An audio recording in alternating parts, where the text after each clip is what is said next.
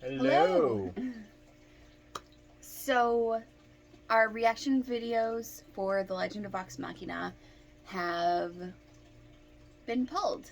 Copyright claimed. Copyright claim, because So- we don't know how editing works. This is true.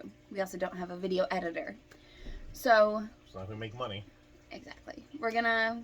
We'll still work on that on the side, but in the meantime, we'll do reaction videos. So, here is our reaction to The Legend of Vox Machina, Season 1, Episodes 1 and 2. And by reaction, she means review. That. Whoops. She means to review. Yeah, review after the fact. Since the first two episodes came out, I've watched them multiple times, and unlike her, I don't have the memory of a goldfish. So I'm perfectly fine with remembering it. And she's like, I want to rewatch. I'm like, I'm not watching episodes 1, 2, and 3 to watch 4, 5, 6. And then next week I'm going to watch 1, 2, 3, 4, 5, 6 to get to 7, 8, 9. Like, I ain't doing it. So I stepped out, let her watch. I rewatched the first 2 episodes, and then when we're done with this, I will watch episode 3, and then we'll make a video on that. Mm-hmm. And then we'll go to 4, 5, and 6. Yep. And then I'll probably be in a better mood because I feel I'm just rehashing at this point. Yeah, it's a little hard. It's my personality. It is what it is. I've been waiting, and the longer I wait, I'm also on Twitter looking around. So the longer I wait for us to get to the point where we can watch together, I get spoiled with pictures. And I don't. Yay. I'm And like, look at the differences between this scene from the animated series and in the campaign. Thanks. I kind of guessed one of the things would have shown up, but it doesn't mean I wanted to see it. Mm-hmm. So, in the meantime, first off, what did you think of the first 2 episodes? crazy. Entirely in line with everything I know about D&D campaigns. My very first campaign, or the very first campaign I was in, level 1, I'm an elf druid. We're going into a cave to find some treasure. We hit a gelatinous cube and it eats my entire party because basically I panic, I roll 1s, and I throw my colleagues at the cube as I'm running away. So I know how sideways things can go. Yeah, Worst Really, of the really Wise fast. never start out at level 1. It's just too risky.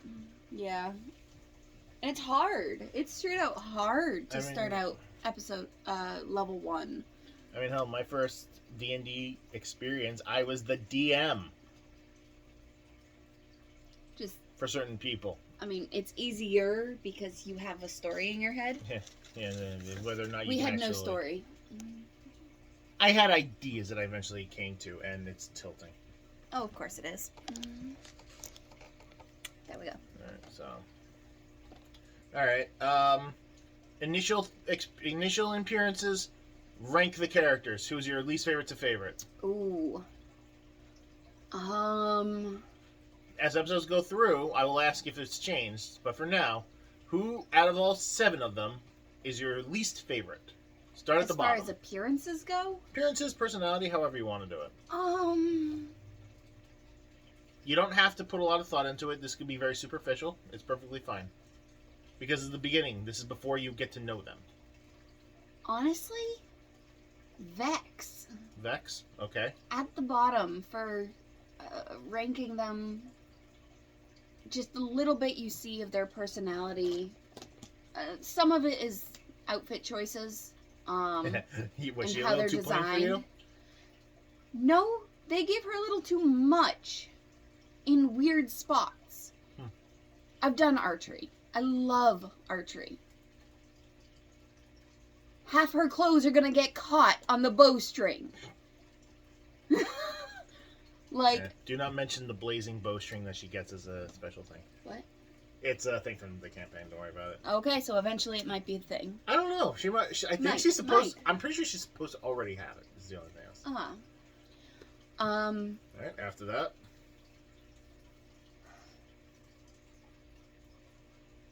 I don't know. Maybe Keyleth? Keyleth? Okay. I mean, she's very down to earth, but at the same time, her personality is very plain at this point. there's no... She doesn't stand out. Yeah, there's no intrigue. There's no, ooh, what's she gonna do? What's her story? It's, she's scared. She's scared. And then she agrees to go fight a dragon even though she's scared. So she's a Gryffindor. She's brave, but not necessarily the brightest. I can tell you the whole her being scared of the dragon is actually the dragon's thing, not just hers. Okay. They have fear aura. Aura of fear. If you don't save against it, you get scared. Okay, so she failed the saving throw. She basically failed the saving throw. Okay, that makes so much more sense. Because if that's the case, you know, you have Vax and Vex who also have beef with dragons is falling again. Nah. We will find a better way to do this. Yeah, you put something in front to hold it back. Like so. Like this pair of scissors? Yeah, that should work. Okay. Okay, so yeah, Keyleth, the very naive, overly trusting, and throws herself into a party she's not exactly sure she should be a part of, but throws it anyways and I'm leads not exactly to her. sure she should be part of this party. Yeah, well, that's a personality thing. I will come out and say Mauritius, as she is very particularly fond of coming-of-age stories. Okay. So that explains her character this whole decisions. Thing is like full on hands-on learning expedition. I don't know if they're going to explain it in the show, but she is on something called an Aramente, which is basically supposed to make her the full-on Avatar. In its own sense. Huh. She's going. She's from the Ashari tribes, which are different elemental groups that are holding fast the elemental energies. So there's a fire Ashari, wind Ashari. Okay. And you know she has been tasked to become the leader of all the tribes. And in order to do so, she must go on her pilgrimage. Okay. Basically. And the little side part of that is she also wants to go because she wants to find her mom? Her mom went on the Armente before her, and she never came back. So she does not know what happened to her. So let's see. After that, you have 5 left. You have Vax, Percy, Scanlan, Grog, and Pike.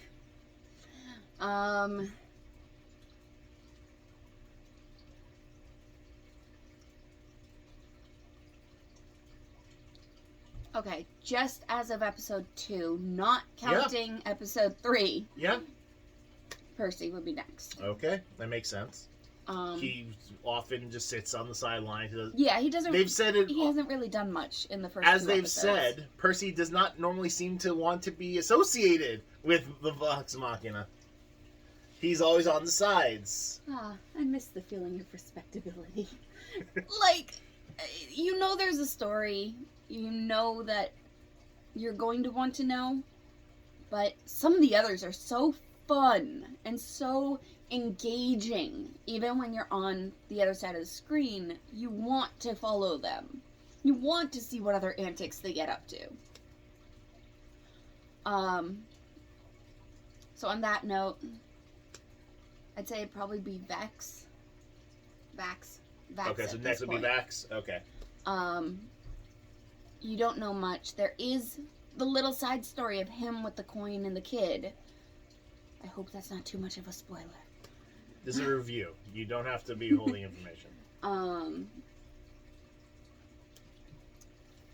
So there is that little side story that gives them the reason to fight the dragon, which is good. That was a good, nice little hook. And his interaction with Gilmore is great. It's just I'm more intrigued about the other 3.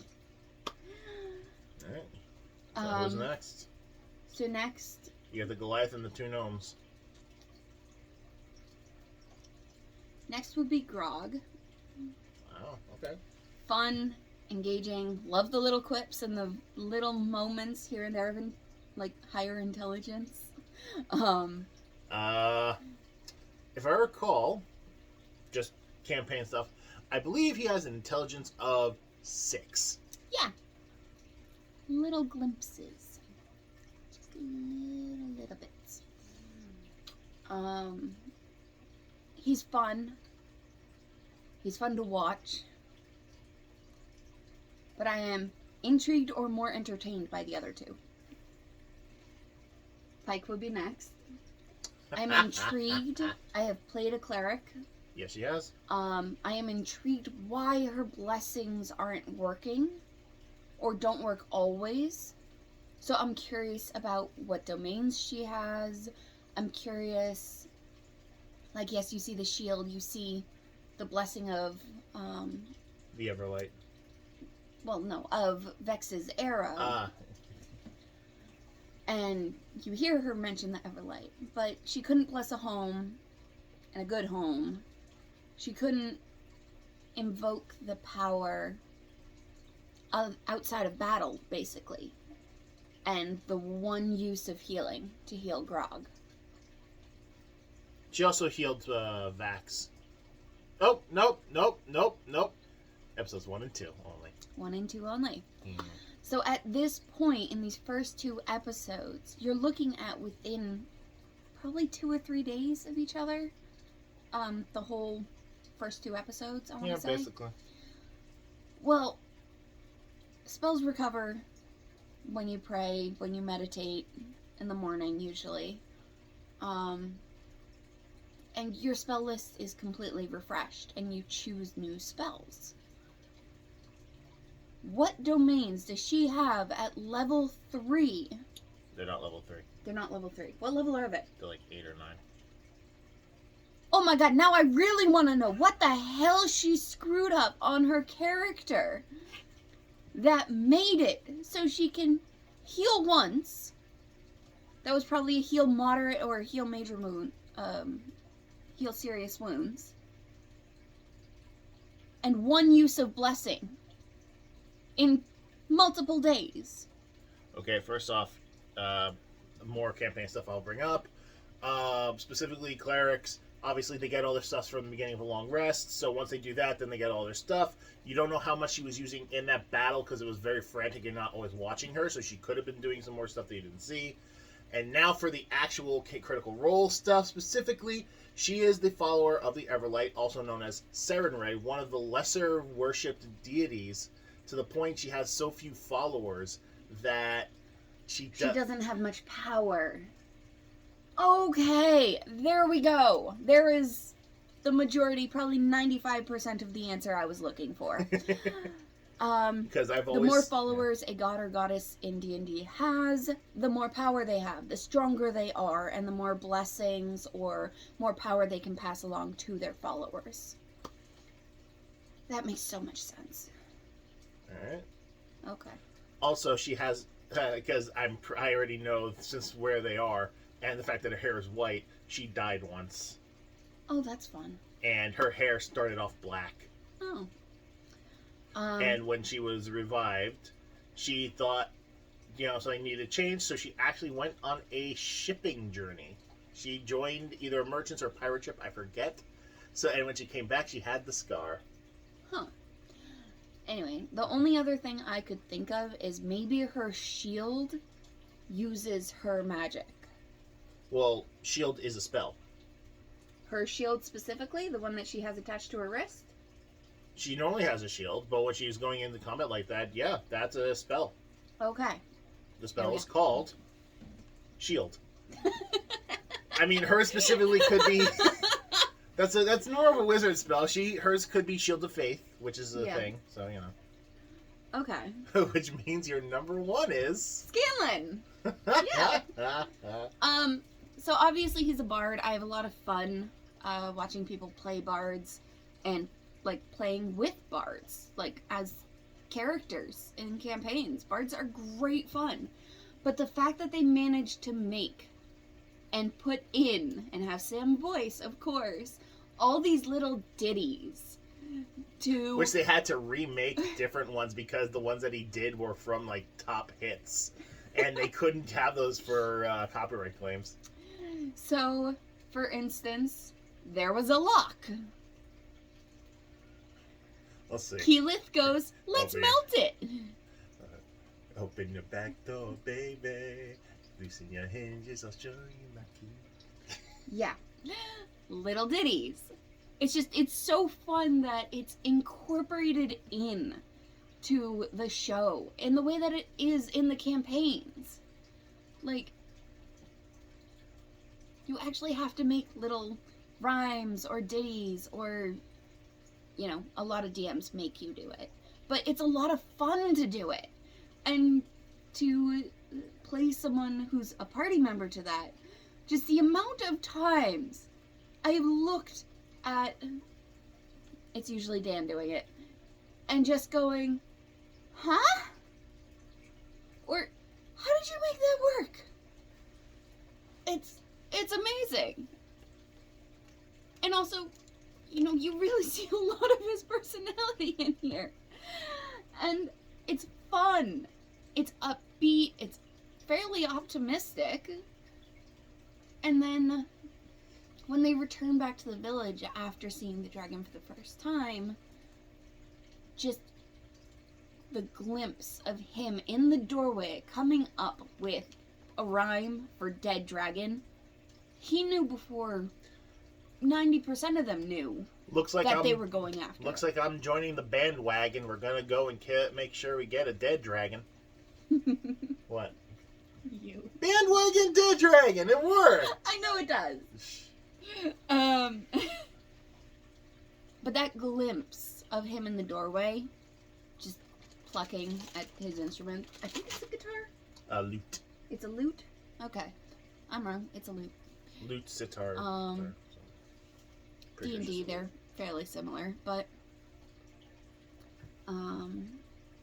just that glimpse of his serious side. And you can tell there's more to him. It's not just fucking the barkeep's daughter, or, you know, trying to break and enter, or, you know, wanting to go off to the brothel and then hiding in a keg because he can. Because he doesn't want to get caught. Delivered by Matthew Mercer, Grunt.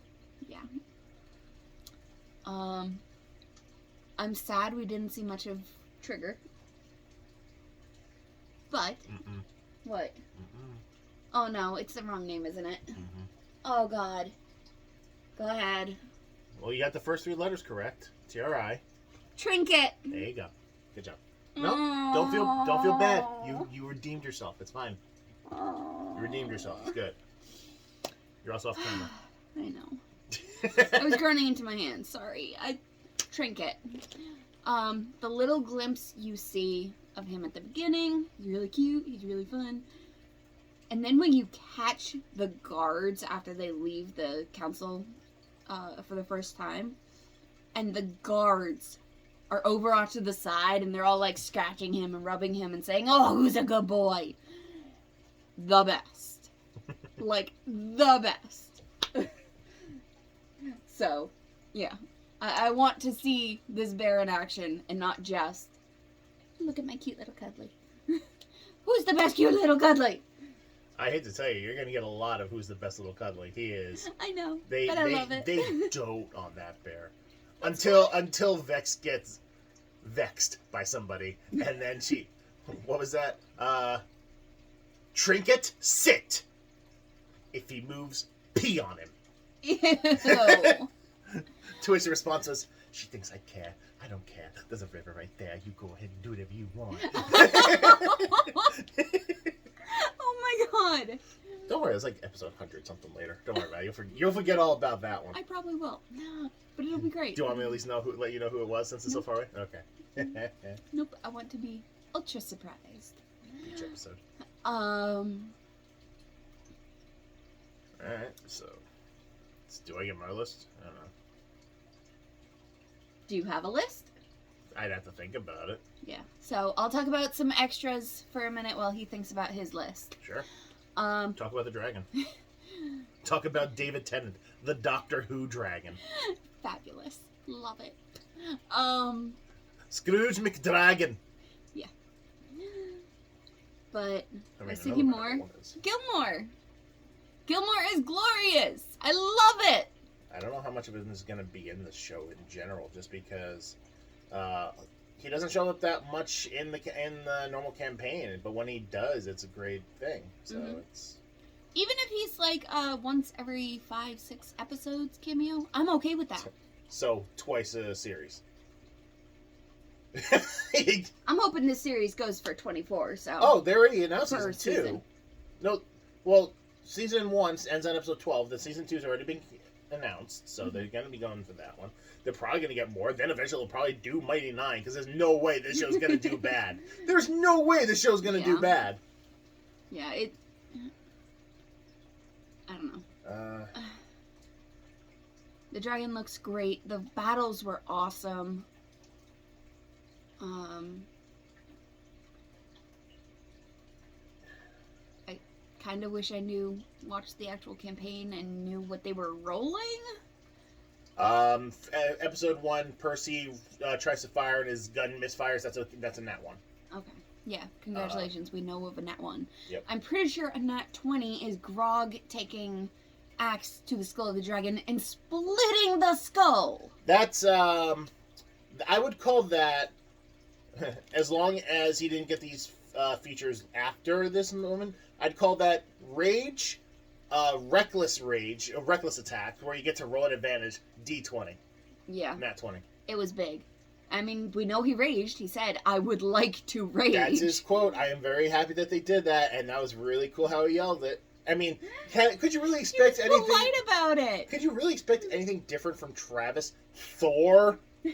Motherfucking Thor? He knows how to yell. Yeah.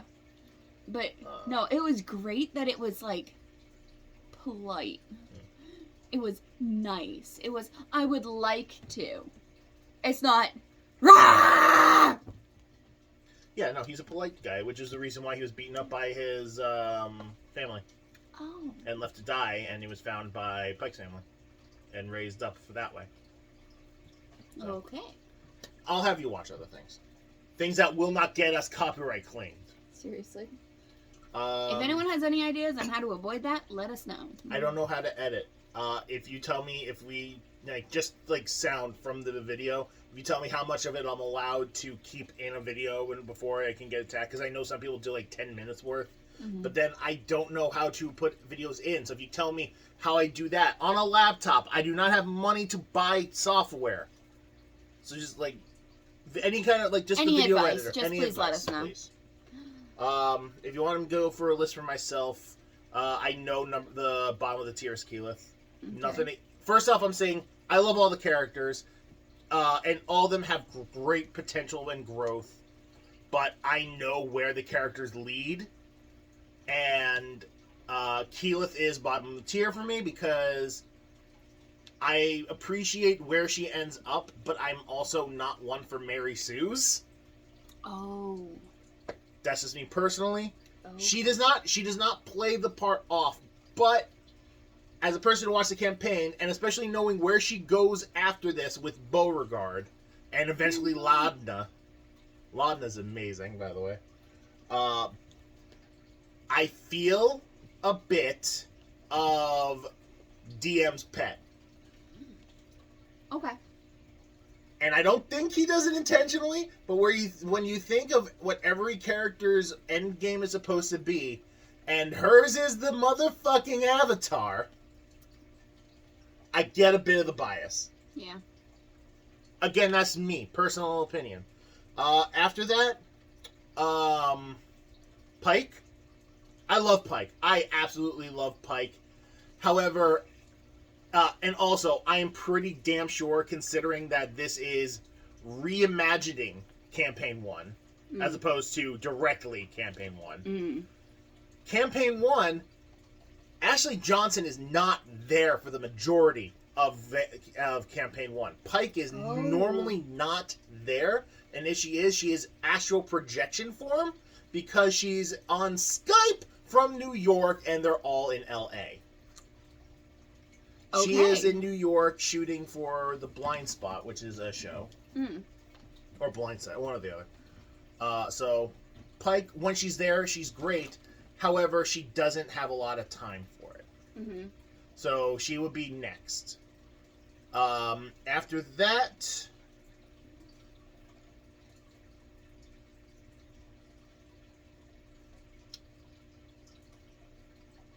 I love him to death. Grog. Grog is very neutral, very on the path. Mm-hmm. He gets one thing specifically for him, which is huge, and it was huge for the entire group. I will never forget the how do you want to do this and everyone losing their fucking mind. But he doesn't change much in the show. He doesn't. But that's needed.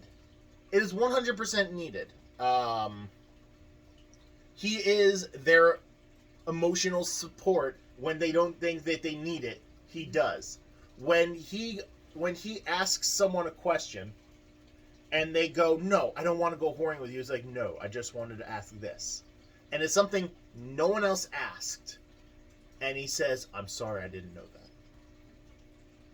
Those are the kind of things that will always stick with me. Mm-hmm.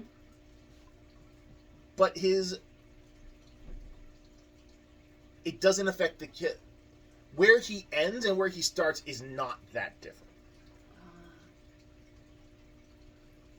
And his epilogue is fine, but it's not something I really cared about.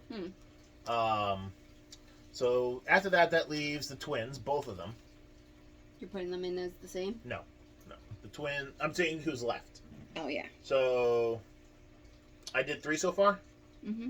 Keyleth, Pike, and Grog. Mm-hmm. So at least 4.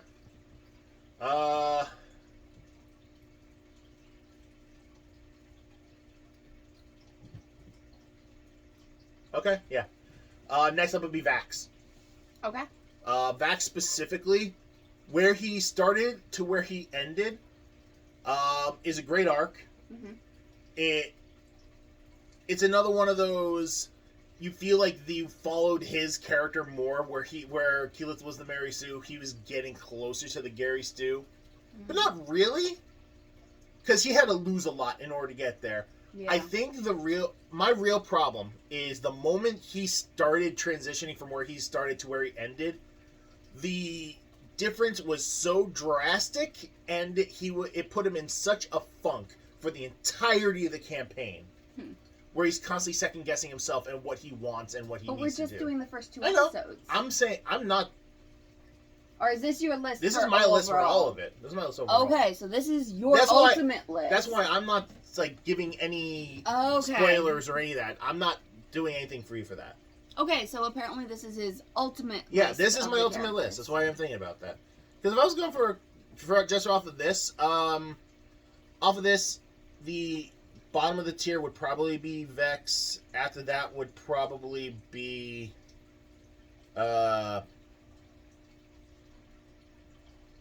Pike, then Keyleth, then Percy, then Vax, then Skellen, then Grog. That would probably be what my initial list is, just if I didn't know anything about them. But the problem is, I came in waiting for this. Okay, so after Vax would be Skellen. Okay. Where Skellen started to where Skellen ends is incredible, and if it weren't for the where my heart lies, he would be higher than next one, which would be Vex. Vex, where she starts, because we know where she starts, because even Laura Bailey puts it, she starts off as a bitch. Yeah. She's very icy, very cold. She almost never really compliments anybody. And always trying to, find a way to get stuff. She's cunning and sly on things that she does. Mm-hmm. But me knowing where she goes and why she does the things that she does. And yes, she has a pet bear. And the bear's name is Trinket, and everyone loves the bear. Which is not something you always get to see. Bear love. So she's number 2, and number 1 is Percy. Number 1 has always been Percy.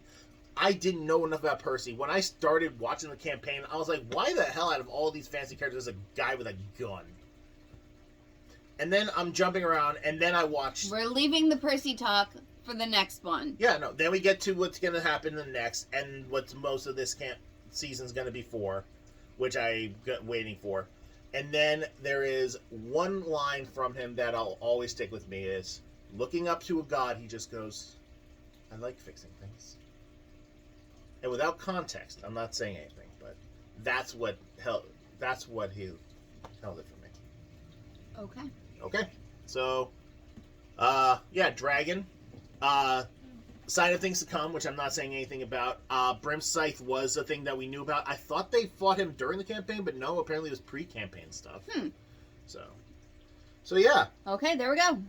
My review, apparently, of episodes 1 and 2, and his review of all of them. It is not of all of them. You wanted me to give my list. I gave my list, all right?